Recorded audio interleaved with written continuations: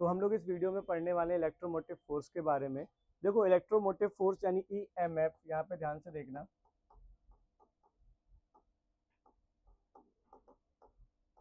अच्छा एक चीज पता है, इसके पीछे बहुत अच्छा स्टेटमेंट था। आपको मैं बता दूं, यहाँ पे कोई फोर्स वोर्स नहीं लग रही होती है, पर हमें पता क्या बोला गया था कि उस समय जो मोशन की डिस्कवरी हुई थी, ठीक है ना। और मोशन की डिस्कवरी किसने की थी? ज्यादातर किसको क्रेडिट दिया जाता है? न्यूटन को, हाँ है ना। और न्यूटन ने बताया था धरती में कोई भी चीज मूव करने का कारण क्या होता है? फोर्स होती है कहीं ना कहीं, हाँ है ना। अब देखो क्या होता था, बैटरी के अंदर जो मूवमेंट होती थी, ठीक है ना, चार्ज की, इलेक्ट्रॉन्स की, तो उसके लिए भी एक रिक्वायर्ड फोर्स होता था कि नहीं होता था? इसलिए उसको अपन ने क्या नाम दे दिया था? Electromotive force. बल्कि रियलिटी में ये एक पोटेंशियल ही होता है। समझ में आया कि नहीं आया? तो देखो इलेक्ट्रोपोटेंशियल इलेक्ट्रोमोटिव फोर्स होता क्या है? It is the potential of a battery,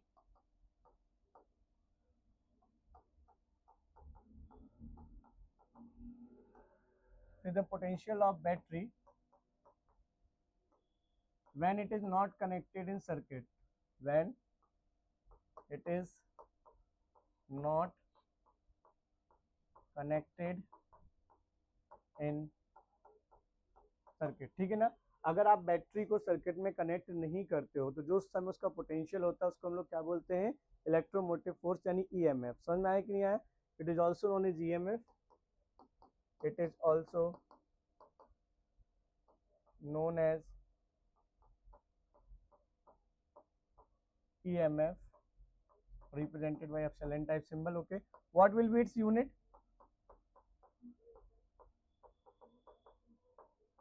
Its unit is volt. Definitely जब बोल रहा हूँ कि वो पोटेंशियल ही है तो उसकी यूनिट क्या हो जाएगी? वोल्ट। और अगर दूसरे टर्म्स में बोले तो जूल पर कूलम। पोटेंशियल क्या होता है? Work upon charge. वर्क की यूनिट क्या होती है? जूल, ठीक है। और यहाँ सी आएगा ना, तो जूल पर कूलम, ठीक है ना।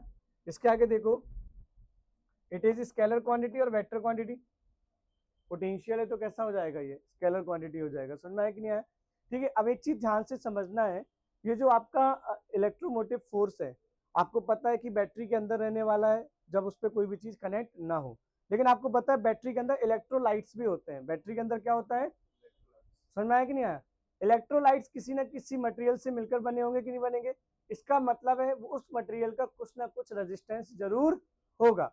आपको पता है बैटरी के अंदर बाहर करंट पॉजिटिव टू नेगेटिव जाता है, लेकिन अंदर कहाँ फ्लो करता होगा? नेगेटिव टू, तभी तो पूरा सर्किट बनता होगा। तो जब वो करंट अंदर फ्लो हो रहा होगा और मटेरियल का कुछ ना कुछ रेजिस्टेंस होगा, तो उसकी वजह से वहां पे एक अंदर भी ईएमएफ या पोटेंशियल जनरेट हो जाता है। समझ में आया कि नहीं आया? तो हेडिंग डालो इंटरनल रेजिस्टेंस, हेडिंग डालो इंटरनल रेजिस्टेंस। हो गया वो, उसको एक उसमें पैक करो। कितने पीस पैक निकलवा कर लाए? 5 निकलवाए ना। एक निकाल के रख लो, 4 पैक करो, और वो जो सामान रखा वो पैक कर दो। ठीक है। इंटरनल रेजिस्टेंस, ठीक है, क्या हो जाएगा? The resistance due to, the resistance due to the material of electrolytes, due to the material of electrolytes is called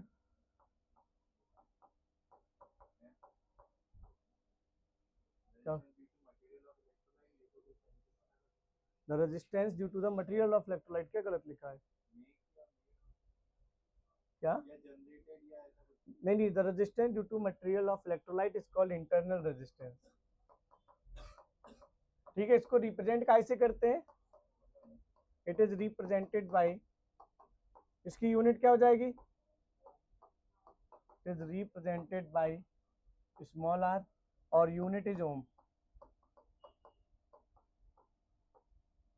देखो कैसे चेंज होगा, ध्यान से देखना। अगर मान लो कि ये दो इलेक्ट्रोड्स हैं बैटरी की, ठीक है, इस तरीके का कोई इलेक्ट्रोलाइट भरा हुआ है, ठीक है, ये आपका इलेक्ट्रोड से बैटरी की, ठीक है ना। अगर इनके बीच का सेपरेशन क्या है? डी। इनके बीच का सेपरेशन क्या है? आपको पता है अगर बैटरी की इलेक्ट्रोड्स के बीच की डिस्टेंस बढ़ाओगे तो अब इलेक्ट्रॉन ज्यादा देर उसके अंदर रहेगा, करंट उसके अंदर ज्यादा रहेगा कि नहीं रहेगा? तो इंटरनल रेजिस्टेंस बढ़ेगा या घटेगा? बढ़ जाएगा। समझ में आया कि नहीं आया? तो देखो क्या हो जाएगा, R is directly proportional to the D. D क्या है? आपका सेपरेशन बिटवीन इलेक्ट्रोड। समझ में आ गया कि नहीं आ गया? अगर आप इलेक्ट्रोड्स के बीच का सेपरेशन इंक्रीज करोगे तो इंटरनल रेजिस्टेंस भी क्या हो जाएगा आपका, इंक्रीज हो जाएगा। समझ में आया कि नहीं आया? नेक्स्ट देखो आप लोग इसमें, अगर आप लोग कंडक्टिविटी को बढ़ाओगे तो इंटरनल रेजिस्टेंस घटेगा या बढ़ेगा? घटेगा ना। इसका मतलब है R is inversely proportional to the sigma, है ना। और सिग्मा यहाँ पे क्या है, कंडक्टिविटी।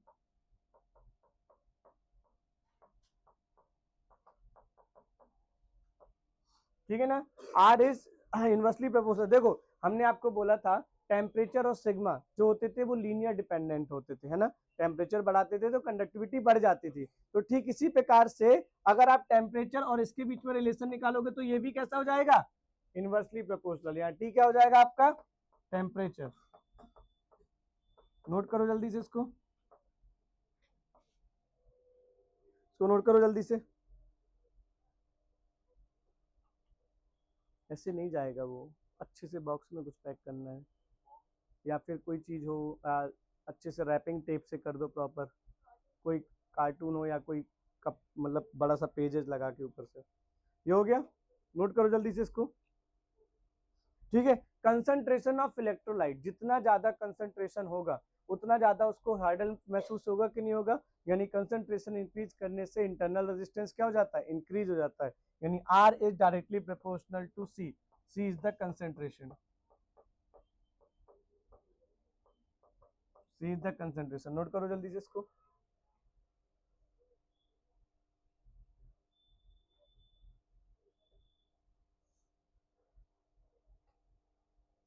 ठीक है, अब देखो आगे अगर एक चीज समझना, इसका एक चीज समझो, सपोज करो कि दिस इज द बैटरी और ये आपका क्या हो जाएगा, इंटरनल रेजिस्टेंस। इस तरीके से टोटल बैटरी का डायग्राम आपको याद रखना है।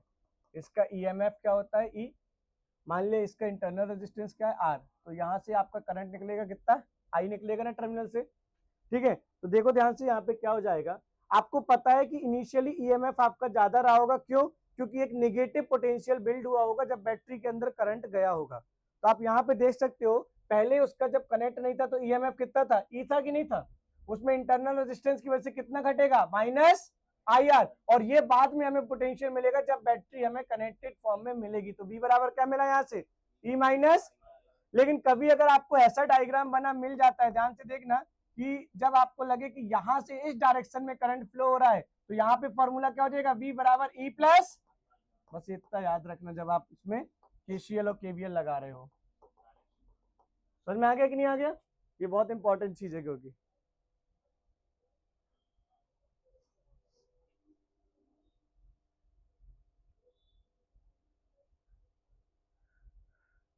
ठीक है। What will be the condition of short circuit है, यार ध्यान से देखना। देखो इसी के अंदर कंडीशन ऑफ शॉर्ट सर्किट हमेशा याद रखना। लेट इट, ये आपका कुछ इस तरीके से है, ये इंटरनल रेजिस्टेंस कनेक्ट है और इस तरीके से पूरा सर्किट कंप्लीट है। दिस इज ईएमएफ और दिस इज आप क्या बोल सकते हो, आर हो गया। मान लो कि यहाँ से आई करंट आपका फ्लो कर रहा है, कितना फ्लो कर रहा है, याद रखना अगर इसका ईएमएफ कभी भी आई बाई आर निकल कर आ जाता है, इन दैट कंडीशन, ये कंडीशन आप क्या कहलाती है आपकी, शॉर्ट सर्किट।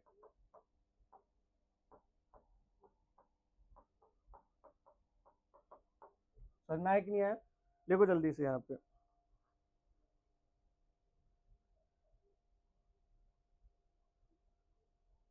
ये उल्टा लिख गया क्या मेरे से, रुकना, आई बराबर लिखना चाहिए ना, वी बराबर आर आई होता है ना, ये this is the condition of short circuit. देखो जल्दी से इसको, हेडिंग डालो combination of the cell, heading डालो कॉम्बिनेशन ऑफ सेल। पहला है सीरीज कॉम्बिनेशन, हेडिंग डालो combination of cells, combination of cell. सबसे पहला है सीरीज कॉम्बिनेशन,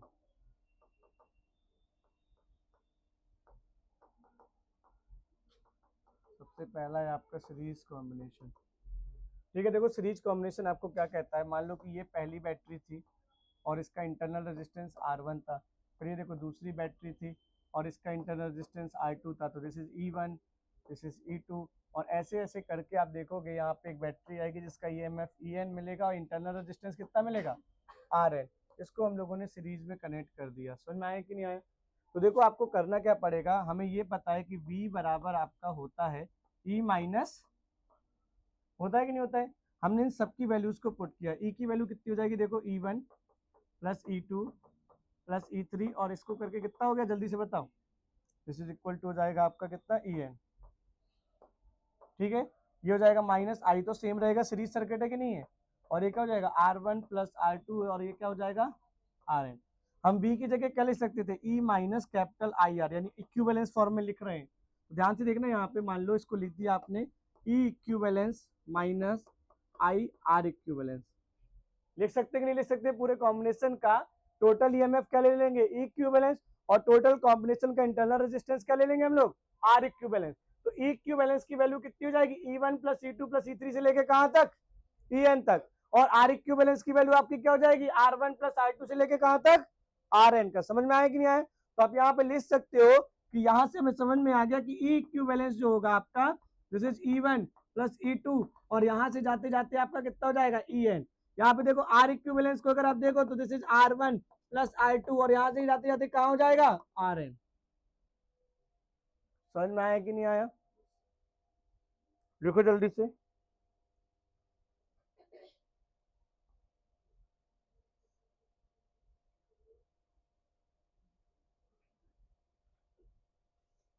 हो गया?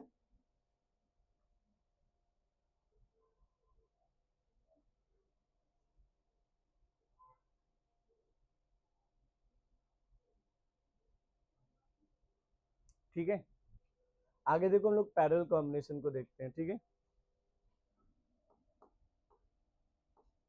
Parallel combination.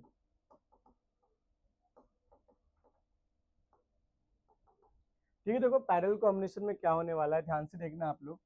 मान लो कि दिस इज द फर्स्ट, ठीक है, और ये हो जाएगा आपका दिस इज R1, तो दिस इज E1 R1। ठीक, इसी प्रकार से हमने क्या किया, दिस इज E2 और R2। ठीक, इसी प्रकार से हमने देखो क्या किया, दिस इज E3 और R3। समझ में आया कि नहीं आया? हमें ध्यान से देखो इक्विवेलेंट EMF निकालना है। तो आपने पढ़ा होगा, अगर हम V बराबर देखते हैं तो V बराबर क्या पढ़ते थे हम लोग, RI पढ़ते थे कि नहीं पढ़ते थे? तो देखो यहाँ EMF बराबर हम क्या पढ़ने वाले हैं, this is R equivalent into I. ऐसा कर सकते हैं कि नहीं कर सकते हैं? ठीक, देखो E इक्विवेलेंस बराबर आपको उनको चाहिए अगर, तो दिस इज देखो क्या हो जाएगा, I upon 1 upon R equivalence. ऐसा लिख सकते हैं क्या? इस चीज को ऐसा लिख सकते हैं कि नहीं लिख सकते हैं? 1/R इक्विवेलेंस निकालना है, पैरेलल कॉम्बिनेशन है, तो 1/R इक्विवेलेंस कितना हो जाएगा जल्दी बताओ। दिस इज 1/R1 प्लस 1/, हाँ है ना? और आपको पता है अगर इस I को निकालना है तो ये कितना हो जाएगा, I1 का सम I2 का सम प्लस, तो देखो यहाँ पे E इक्विवेलेंस अगर निकाला तो क्या हो जाएगा, this is I1 plus I2 plus I3, और यहाँ क्या हो जाएगा 1/R1 प्लस 1/R2 प्लस 1/, आपको पता है I1 का फॉर्मूला क्या बनेगा, E1/R1, I2 का फॉर्मूला क्या बनेगा, E2 बाई, और इसका क्या बनेगा, E3 बाई। तो देखो ध्यान से, जैसे इक्विवेलेंस बराबर आपको मिल गया, यहाँ पे ध्यान से देखना, E1/R1, E2/R2 plus E3 by, और डिवाइडेड बाई क्या हो जाएगा, 1/R1 plus 1/R2 plus 1/R3। लिखो जल्दी से। और R इक्विवेलेंस तो आपको मिल ही गया, इस तरीके से निकालते हैं पैरेलल कॉम्बिनेशन में। देखो जल्दी से।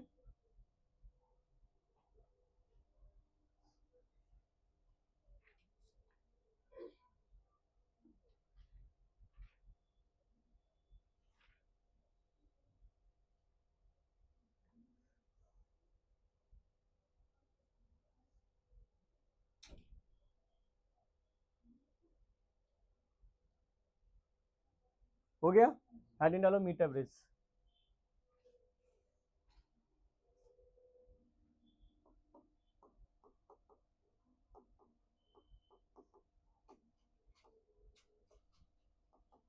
देखो मीटर ब्रिज को हम लोग कैसे डिजाइन करते हैं, आप देखना इस पे आपका इस तरीके के मेटेलिक रेक्टेंगुलर स्लैब्स लगाए जाते हैं लकड़ी के ऊपर। ठीक है, आप लोगों ने स्कूल में किया है इसका प्रैक्टिकल परफॉर्म 12th में जो पढ़ चुके हैं।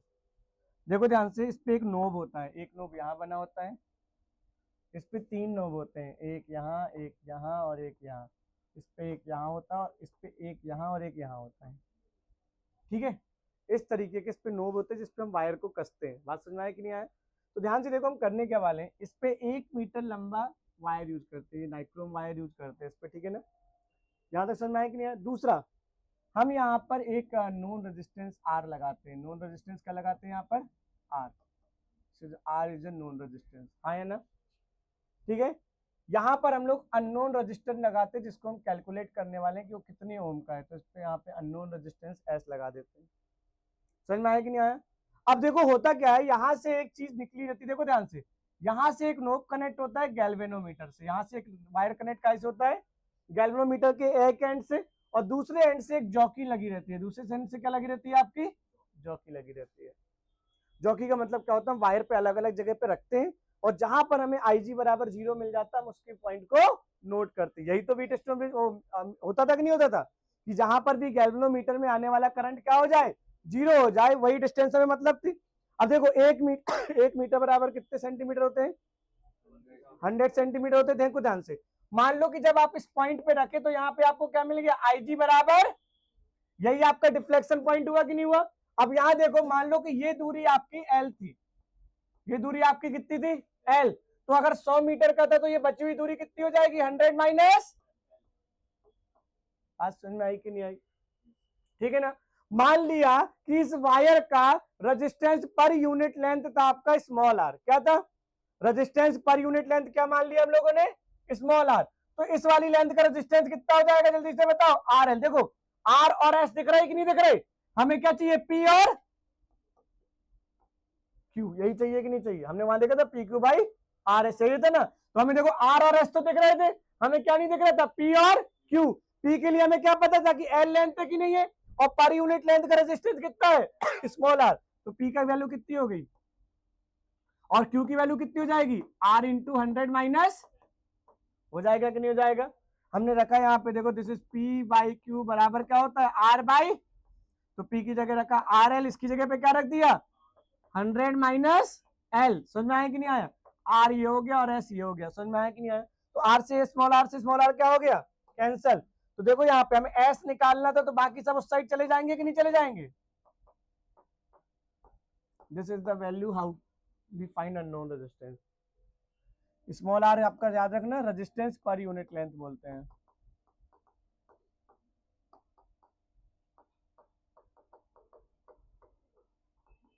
नोट करो जल्दी से इसको।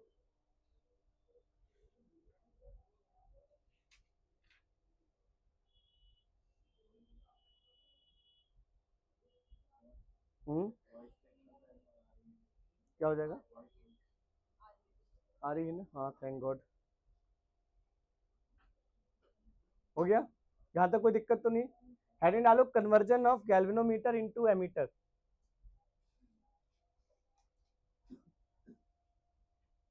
अगला हेडिंग डालो, conversion of galvanometer into ammeter. अच्छा, what is the difference between galvanometer और एमीटर?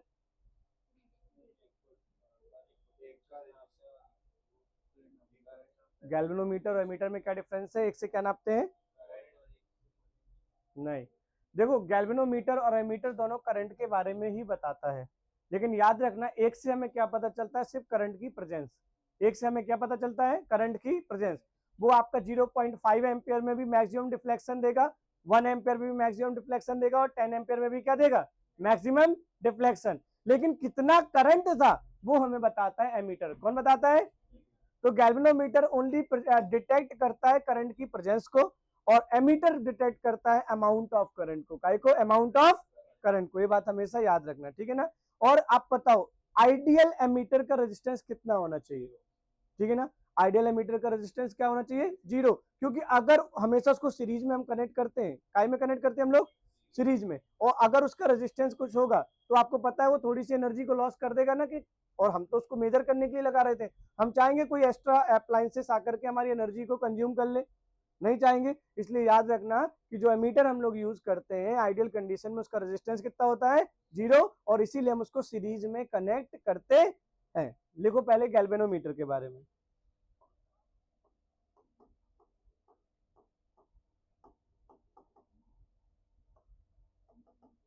देखो galvanometer, galvanometer is a device used to find, galvanometer is a device used to find, they are used to detect the presence of current।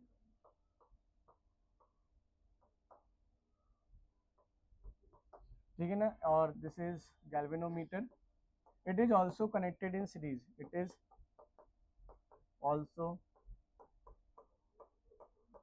connected in series, it is also connected in series। ठीक है, लिखो जल्दी से इसको, heading डालो ammeter. ठीक है, heading डालो एमीटर। देखो ये कैसा डिवाइस है, it is a device which is used to find amount of current,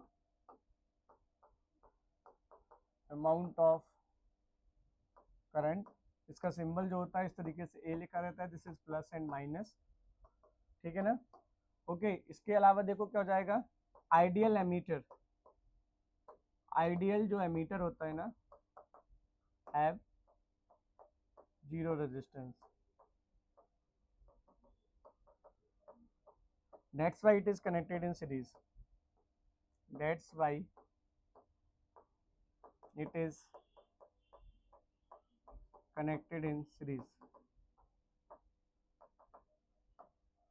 समझ में आया कि नहीं आया?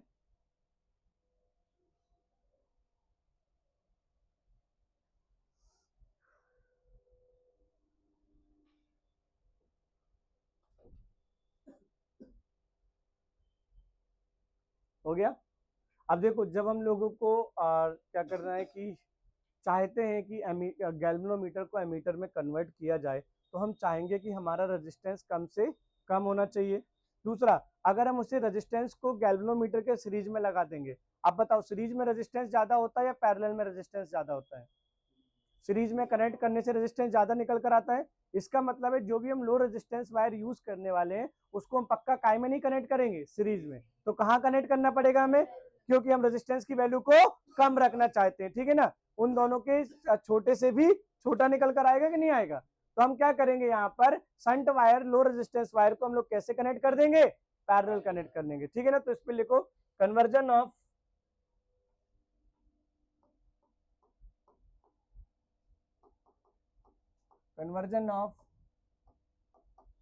galvanometer into ammeter।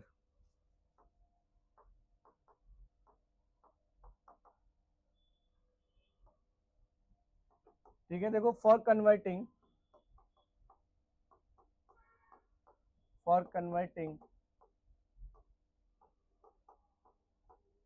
galvanometer into ammeter, we have to keep the total resistance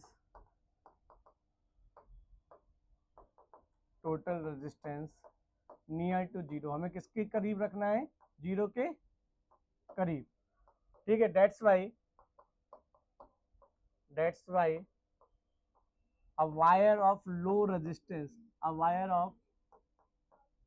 resistance, कितना resistance, this is R, is connected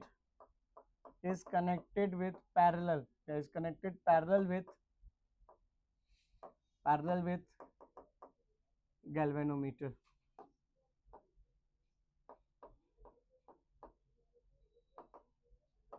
समझ में आया कि नहीं आया? लिखो जल्दी से इसको, हो गया।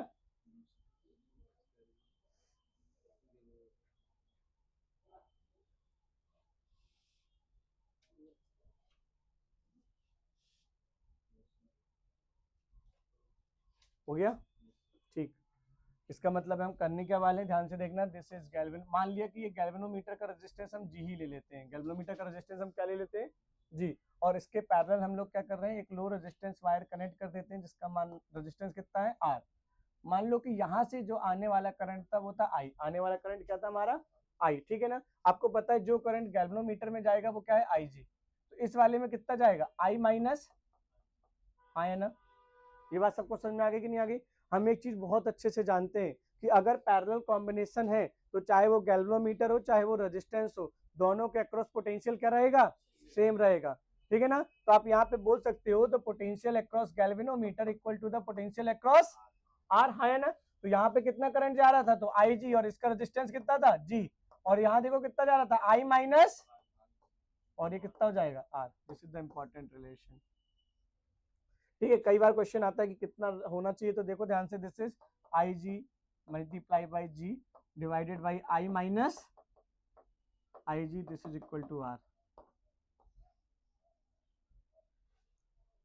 समझ में आया कि नहीं आया,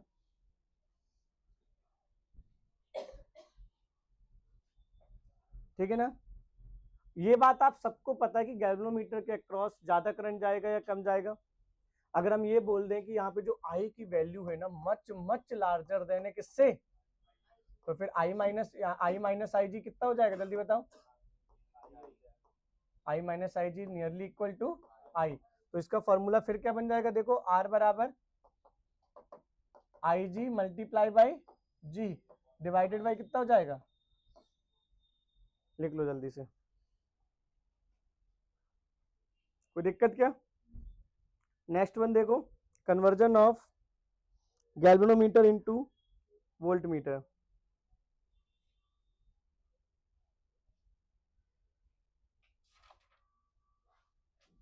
हो गया, देखो कन्वर्जन ऑफ, ये लिख गया आप लोग का, कन्वर्जन ऑफ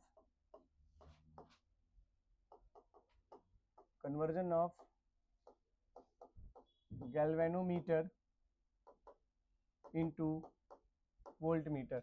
यहाँ देखो आपको खुद भी पता है कि एक जो वोल्ट मीटर होता है ना, आइडियल वोल्ट मीटर का रेजिस्टेंस इनफाइनाइट होता है, कितना होता है, और वोल्ट मीटर पोटेंशियल मेजर करने के काम आता है ना, तो गलत बात है, ये पोटेंशियल डिफरेंस मेजर करने के लिए आता है। और एक बार पूछा भी गया था, बहुत लोगों का गलत भी हुआ था। ये हमेशा दो पॉइंट्स के बीच में पोटेंशियल डिफरेंस कैलकुलेट करता है, ना कि इलेक्ट्रिक पोटेंशियल। समझ में आ गया कि नहीं आ गया। तो लिखो voltmeter is used to voltmeter is used to find the potential difference, find the potential difference between 2 points, potential difference between 2 points, दो पॉइंट्स के बीच में पोटेंशियल डिफरेंस कैलकुलेट करने के काम आता है। समझ में आया कि नहीं आया, ठीक है।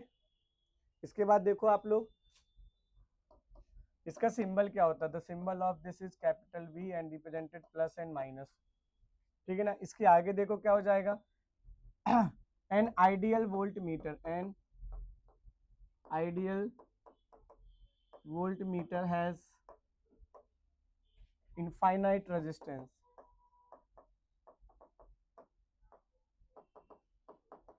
एक आइडियल वोल्ट मीटर के पास इनफाइनाइट रेजिस्टेंस होता है, ठीक है ना। तो इसका मतलब है कि अगर हमें इसको कनेक्ट करना है तो एक हाई रेजिस्टेंस वायर को गैल्वेनोमीटर के साथ काय में कनेक्ट करना पड़ेगा, सीरीज में, काय में कन्वर्ट करना पड़ेगा, सीरीज में। तो देखो यहाँ पे क्या हो जाएगा, for converting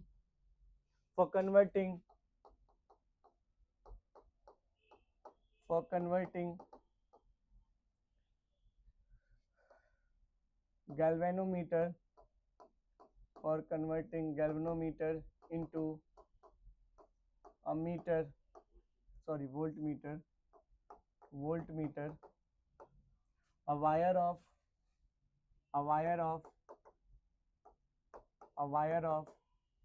high resistance, a wire of high resistance is connected in series,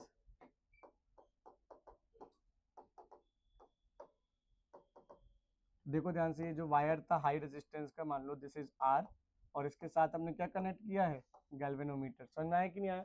यहाँ से देखो आपको आई करंट देगा, तो अगर हमें मेजर करना है इस पूरे का पोटेंशियल, तो V बराबर कितना हो जाएगा, देखो आई आर प्लस ये कितना हो जाएगा, आई इंटू जी। समझ में आया कि नहीं आया?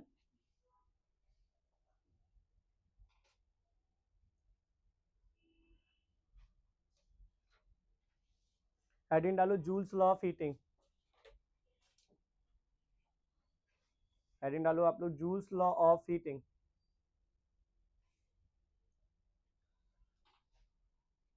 हो गया ये?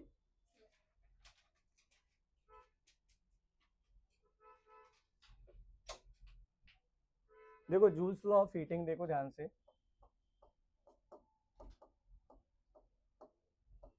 आप लोगों ने देखा होगा जूल्स लॉ ऑफ हीटिंग का सबसे अच्छा एग्जांपल है इलेक्ट्रिक आयरन। हाँ है ना, कपड़ों में जो प्रेस करते हैं हम लोग, electrical energy will be converted into the heat energy.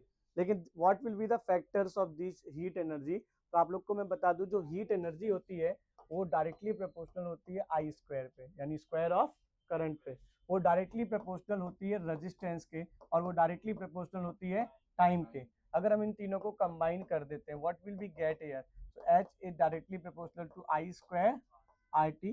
यहाँ पे हम जैसे ही प्रोपोर्शनल साइन हटाते हैं, कोई ना कोई क्या आता है, constant, and this will be I square, ये क्या हो जाएगा, RT। हाँ या ना?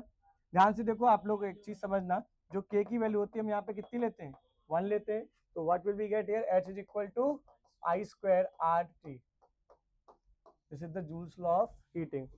जितना ज्यादा करंट होगा उतना ज्यादा आपका हीट जनरेट होगी, जितना ज्यादा रेजिस्टेंस होगा उतना ज्यादा आपका हीट जनरेट होगी, जितना टाइम तक उसमें करंट फ्लो होगा उतना ज्यादा हीट जनरेट होगी। समझ में आया कि नहीं आया? इसलिए देखो आप लोग देखे होगे, जब ज्यादा टेम्परेचर हो जाता है वो अपने आप आजकल कट कर देता है, ठीक है, क्योंकि जितनी देर टाइम तक उसमें करंट फ्लो होता रहेगा उसमें हीट जनरेट होती रहेगी, ठीक है। तो this is called the Joule's law of heating. आगे देखो यहाँ पे हेडिंग डालो electrical power.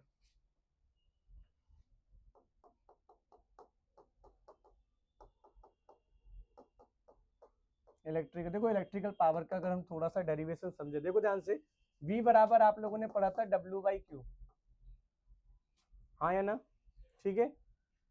V into Q बराबर हम क्या लिख सकते हैं, W, ठीक है ना। लेकिन पावर बराबर तो आपने पढ़ा है W/T, rate of doing work, यानी अपॉन में T आएगा ना, तो V into Q divided by T, तो Q/T क्या बन जाता है, तो पावर बराबर क्या मिला, ठीक है ना। फिर हमने ओम्स लॉ लगाया, ओम्स लॉ लगाया तो V बराबर हमें क्या मिला, RI, तो उसको जाकर पुट करो तो V बराबर R इंटू आई, मल्टीप्लाई में क्या हो गया आप लोगों का, I हो गया कि नहीं हो गया, तो देखो क्या हो जाएगा, P बराबर this will be I square multiply by, यहाँ तक कोई दिक्कत क्या, देखो जल्दी से,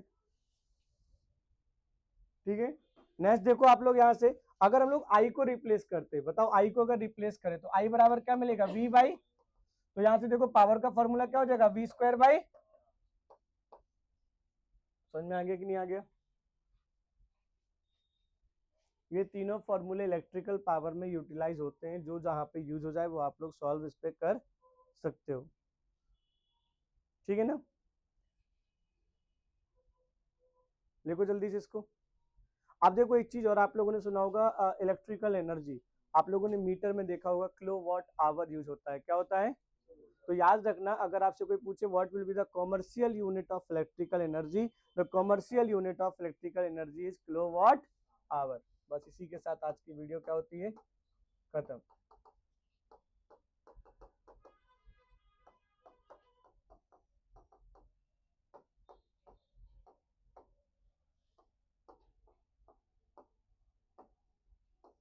ठीक है, मिलते हैं हम लोग नेक्स्ट वीडियो में।